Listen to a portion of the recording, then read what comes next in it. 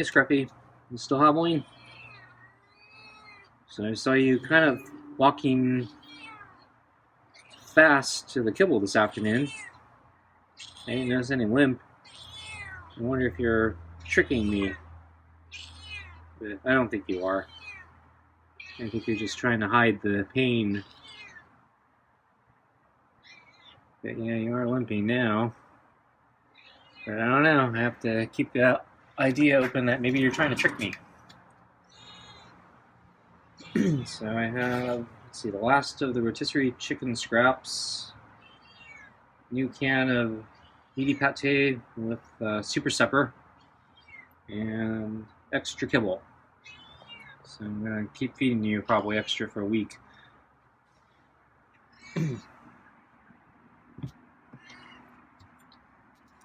So yesterday I noticed that he seemed to be trying to not walk on his right foot, and I've been thinking his left foot was the one that was injured. But maybe all this time, yeah, he's been walking funny on his left foot because he's been trying to not walk on his right foot. I reviewed the footage. It's really hard to tell. I don't know. I'm actually thinking maybe he injured both feet. So maybe like when he jumped off the table, he lands on both feet and he hurts both of them. Or I'm not sure how he hurt himself.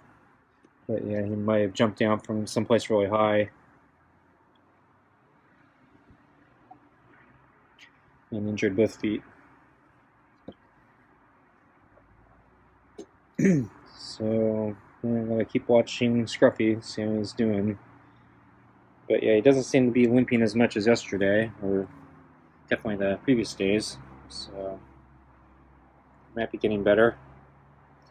But yeah, I didn't have a chance to see much of Scruffy today. So as I've been talking about, there's a cancer walk. Today I was going to. It's fundraises for the specific type of cancer that took my mother, and it's kind of a traditional annual event that I guess I do, and then some of my family. Though unfortunately, yeah, most of my family doesn't live that close to here, so they don't always make it to the walk.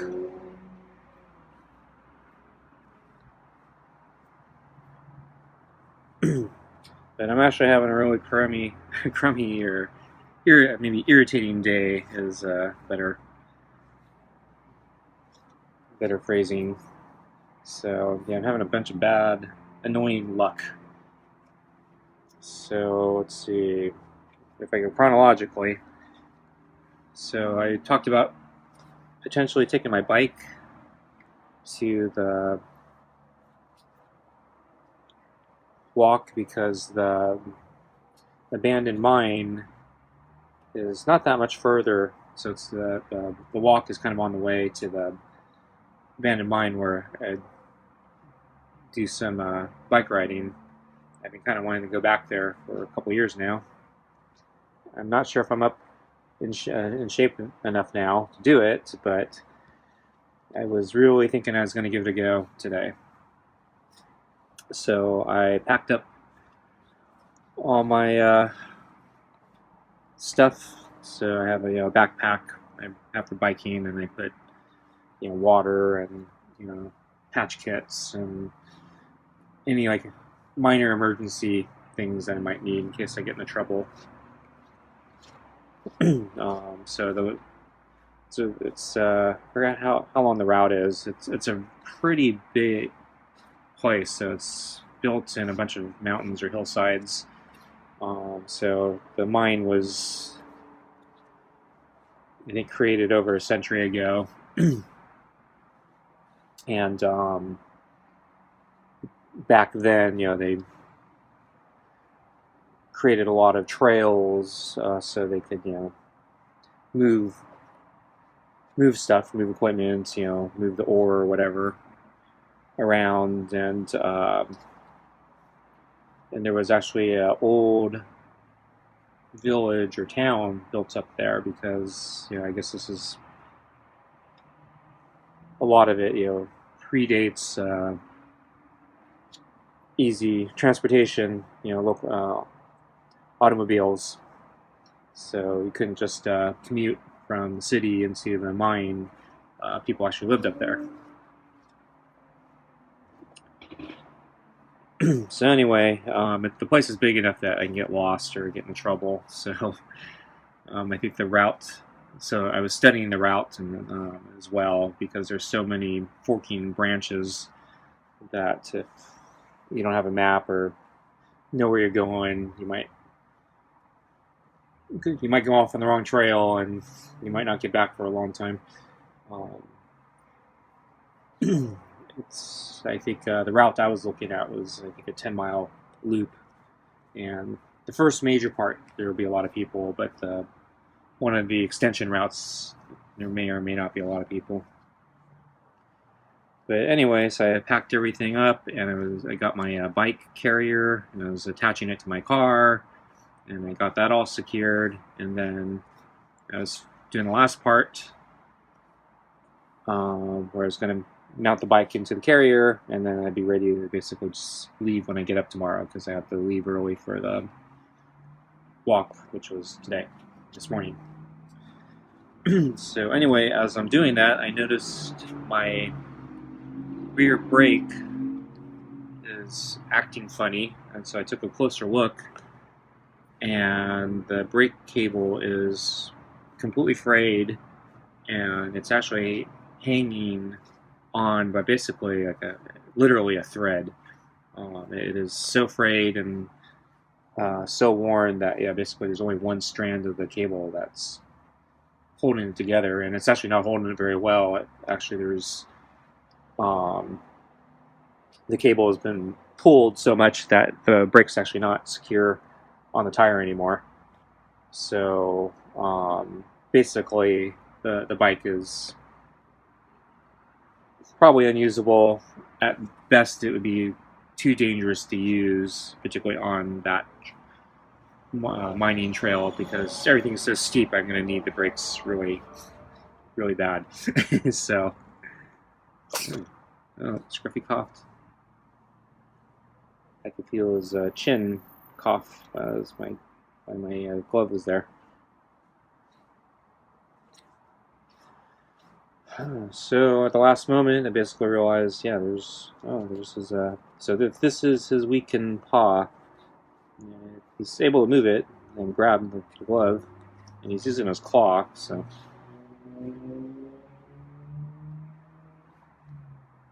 Oops, big room.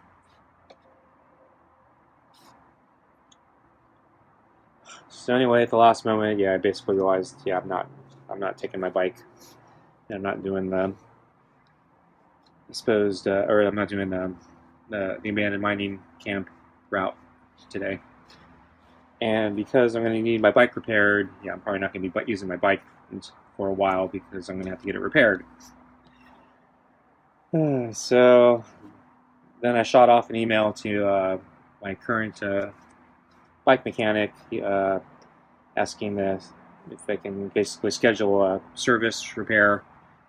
And he used to pick up my bike and drop it off because he actually lived not that far from me. But his office, where he actually does his bike shop, is actually pretty far. The reason I found him was because I needed a new bike mechanic or bike shop during the pandemic because I hadn't used one in a really long time, and all my previous ties have been severed.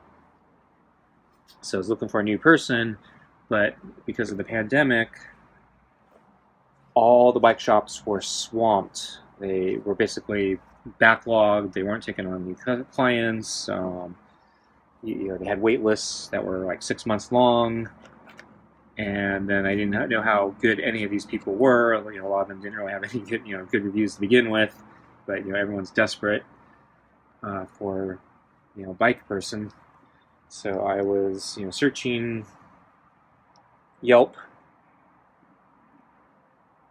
and I think Google ratings or whatever they call theirs, and I was searching like crazy, and I kept expanding the area out further and further because nobody seemed to basically have availability, because I didn't want to wait 6 months for my bike to be fixed. And then I finally found this guy, and he actually had really good reviews. Yeah, he actually had stellar reviews, and that was kind of stand out. But yeah, the only problem with him is he was really far, and so I was like, well, I'll contact him anyway, just to see. And he said, "Oh yeah, I got some availability. Yeah, things are crazy right now, but yeah, I could probably squeeze you in. Yeah, just stop by the shop. If you can stop by the shop in 2 days or something, yeah, I can take a look." So I decided, okay, I'm gonna try him because his ratings are good. He's kind of far, but you can actually see me.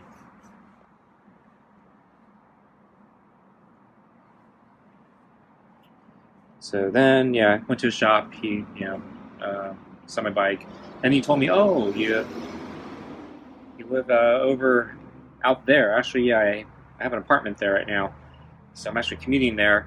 So rather than you driving all the way back to pick up your bike, how about I just drop it off? I'm like, yes, please do that.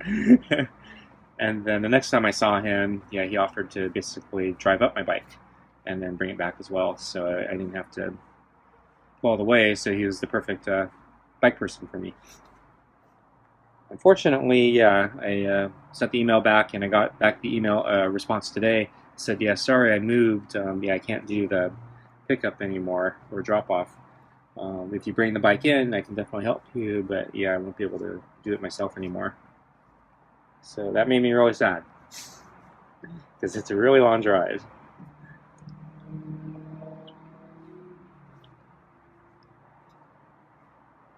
So I think I need to feed Scruffy. About time. Actually, over time here. Okay, let's get your food.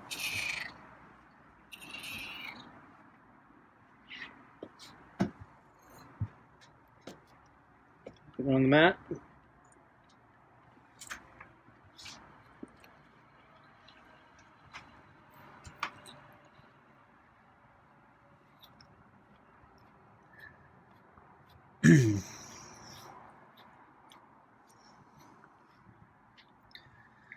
So anyway, I was thinking about, do I need to find a new bike guy, or should I drive it?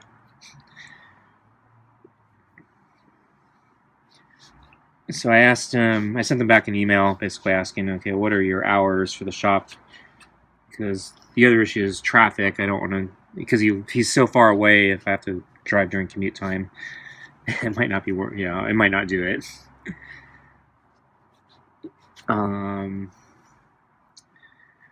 So meanwhile, this morning I had to get up, go to the walk. So basically I gave up on the bike thing. So, and the walk and the bike thing are completely different directions and whatever. So I wasn't going to worry about the bike.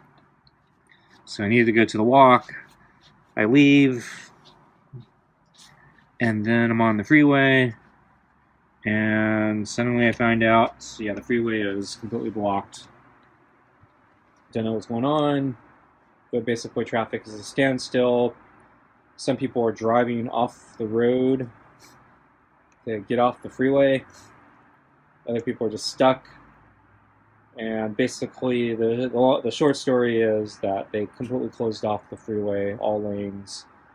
Don't know why, and they're completely stupid about it. So basically, to basically go like a quarter mile to the next exit took me over an hour just to get off the freeway, because they were just so idiotic about the way they did it. So yeah, there are no warnings, but they still managed to get some trucks with those lights that point, the arrows that point to tell you to change lanes or whatever. So they had one of those already out, and they had some cones closing the lanes. But yet, the thing they really needed to do was they needed to start getting people off the freeway earlier. And in fact, they didn't do any of that. In fact, the previous ramp that goes into where basically they were ending the freeway was still open, and so you had all these cars trying to get onto the freeway at the same time. They were trying to get everyone off the freeway, so they made the mess even worse. So you think the first thing you'd want to do is go back one exit and close off the on ramp so nobody else is trying to get on the freeway, and they didn't even do that, and so it was just a freaking utter mess. And then if they had planned a little more, they should have closed off more exits and had some warnings telling people to get off at the previous exit instead of the exit they were trying to get everyone to go off of. And then to compound the stupidity, the exit they were telling everyone to get off on it's a small road. It's not designed to handle that much traffic, and so that's why it was taking so long for everyone to get off. And then on top of that, there's actually another exit right after that one. It's not even a full. It's not even a full another exit. It's like there were two off ramps, like one right after the other, and the other off ramp actually goes onto a much bigger road. Scruffy just throw up. I think Scruffy might have just thrown up. I think Scruffy threw up.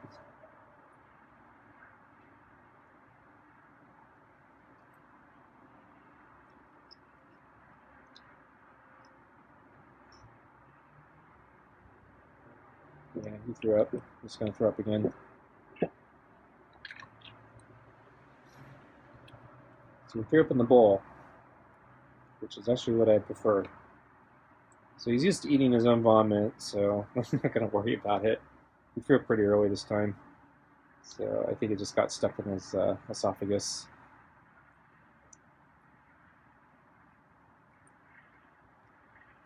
I thought all that rotisserie chicken would slow him down. It's meaty pate. And the balls are there. And he ate for lunch. Yeah, I forgot to talk about lunch. I don't have much footage from lunch, or it's not even lunch, it was breakfast, really. So I basically had to, Scruffy's walking away.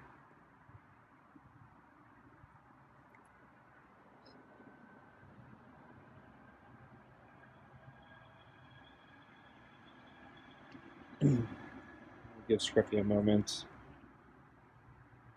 Yeah, I'll talk about lunch in a moment. See what Scruffy does.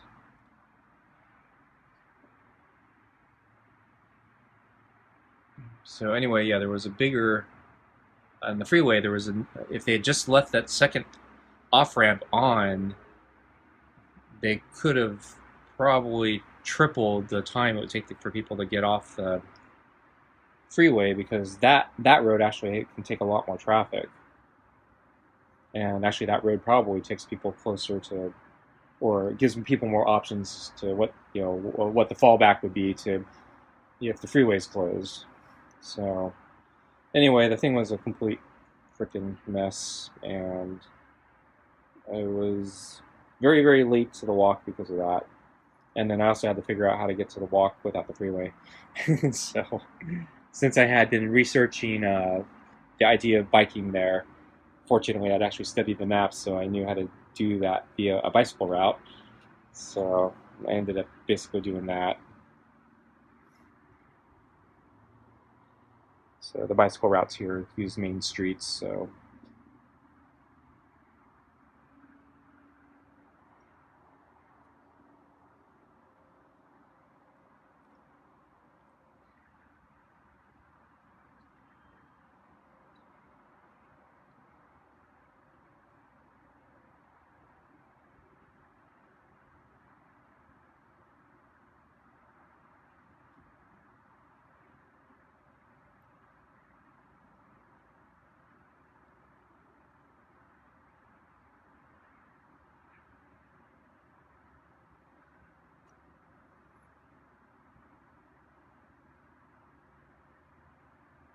And we'll move the balls for him. So if he doesn't want to eat his vomit, he can eat the other stuff. But yeah, he doesn't seem to mind eating his own vomit most of the time, so.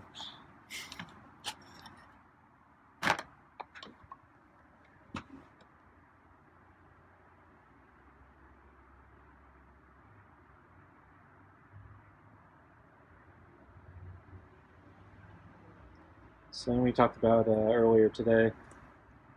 So yeah, I came out this morning. I knew I wasn't going to be here, so I wanted to make sure I got Scruffy some kibble and water, because I'm worried that with his injured foot, he's not going to be eating or catching food. So I don't want him starving because of his injury. So came out, didn't see him, poured the kibble down, went back inside, and then as I'm inside, I noticed, yeah, he's walking around the corner, and he's kind of trotting fairly pretty good pace. I wouldn't say running, but he's not limping. It doesn't look like he's limping, and yeah, he's going at a pretty good pace. So yeah, he wanted that kibble, and I don't know if he was actually injured or not, or if it was just no, I need kibble. I'm going despite I don't care about the pain. I'm going full speed. So I don't know. I don't know if Scruffy is trying to trick me, or if he's just hiding the injury. And then he went for the kibble, and I needed to go, so I didn't get much footage.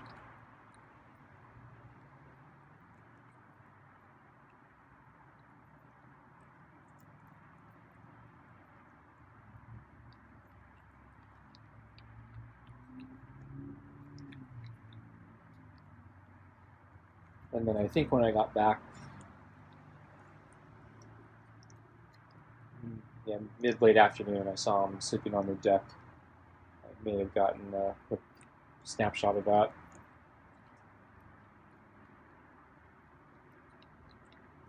So anyway, I spent a really long time in the car to go almost no distance because of the stupid freeway closure. And I wasn't able to figure out why they closed it. It was not apparent from when I was there. I didn't see any accident. I saw some service vehicles and some police cars blocking off the freeway. But it didn't look like construction. But I didn't see an accident either. Could have been further down. But you would think if it was further down, they could at least open up that other exit that was right after, so they could get the traffic off the road. But I don't know. Yeah. The whole thing was boneheaded. Because they should have been closing down the other earlier entrances. And when I did check online, so there was no mention of the reason for it, but there was a reference to the freeway closure, and it was actually. It happened well before I got there. So what I should have done is I should have checked the traffic before I left, because I probably would have saw it. And so that's a little bit on me, but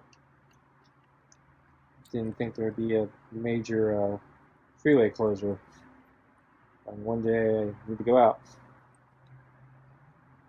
And I think in this last week, I think I've driven more miles in this 1 week than I have the entire year. Because last week I went to my cousin's wedding. That was really far. And then so finally the latter part of this day, I get back. I get the response from my bike guy, and he tells me he's opened until kind of late in the evening.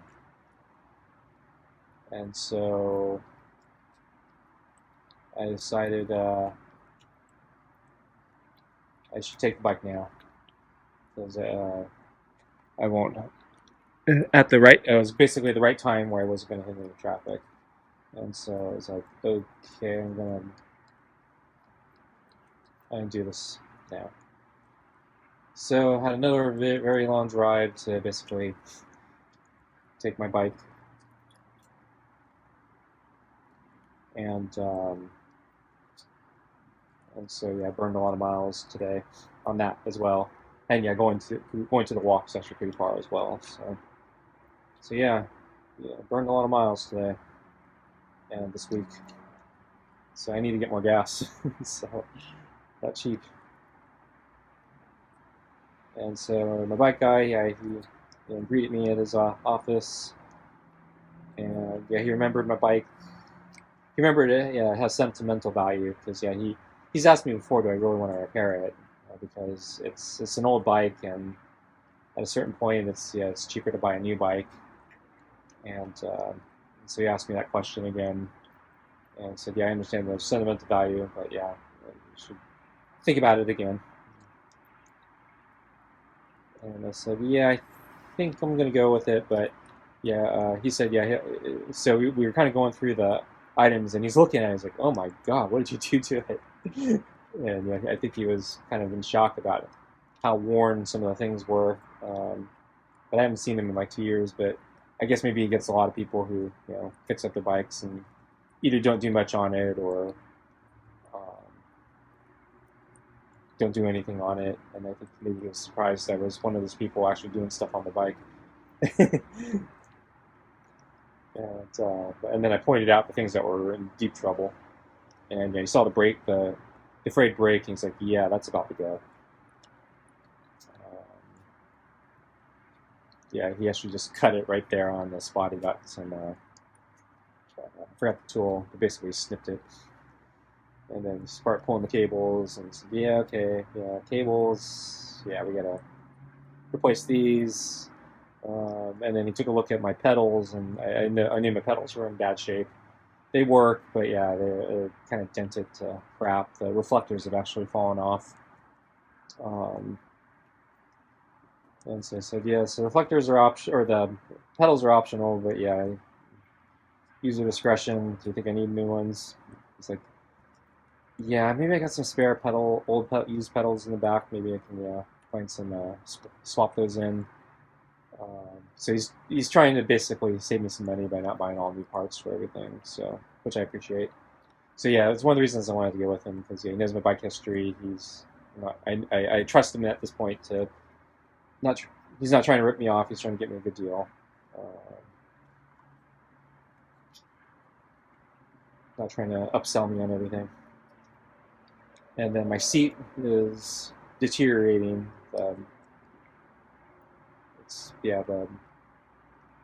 The plastic or whatever that upholstery, the thick covering on it is cracking and tearing.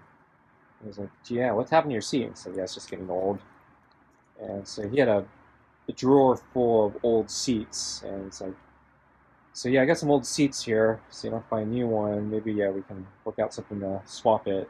Showed me a bunch, and showed me two. Said, yeah, these might be good for you. I'm like, yeah, I don't know how to judge. What do you recommend? He said, yeah, I recommend this one here. It's a little dirty, but it's probably comfortable. I said, okay, let's go with that. And then yeah, he's looking at some of the other things. So I talked about the brakes and saying that yeah, I'm having to squeeze the brakes really hard to stop on steep hills. And says, yeah, I don't know if there's much we can do there. To try to loosen it, I said, actually no, can you tighten it? Because I'm I'm having to squeeze too much. I was like, oh yeah, we can do that. And yeah, there's a broken piece of metal on my bike. It's been there for I think over a decade. I think it happened at some other service repair. I think they took something off, and then a piece got broken inside. Never figured out what it was. Nobody wanted to take apart the bike to figure out what the thing was. Yeah, so Scruffy's looking though. And so he heard it. It's like, what is that? I'm like, yeah, something broke off in there a long time ago, and never been able to figure out what it is. He says, I'm going to take a look at that. So it'll be interesting to see if he actually tries to solve it. So he says he's going to get me an estimate. I'm a little worried it's going to be expensive, but I'm kind of trusting him. It'll be, even if it's expensive, it should still be within reason.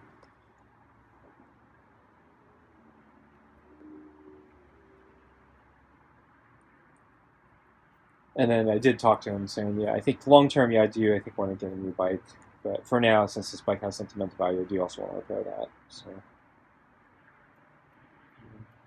he seemed willing to oblige. So at some point, yeah, we'll be talking about getting a new bike.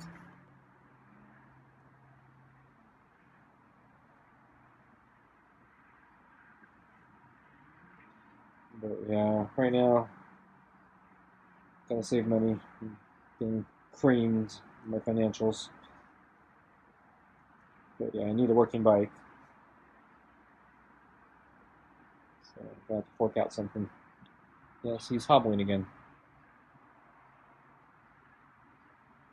So is he faking it?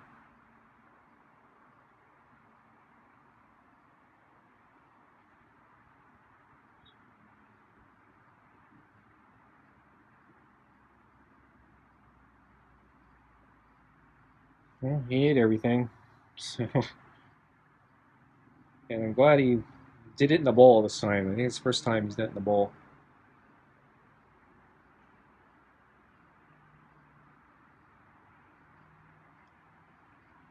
So I don't know if he's faking it or not.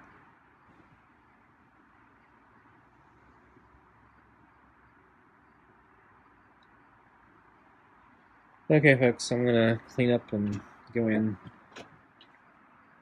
Thanks for watching. See you next time. Bye.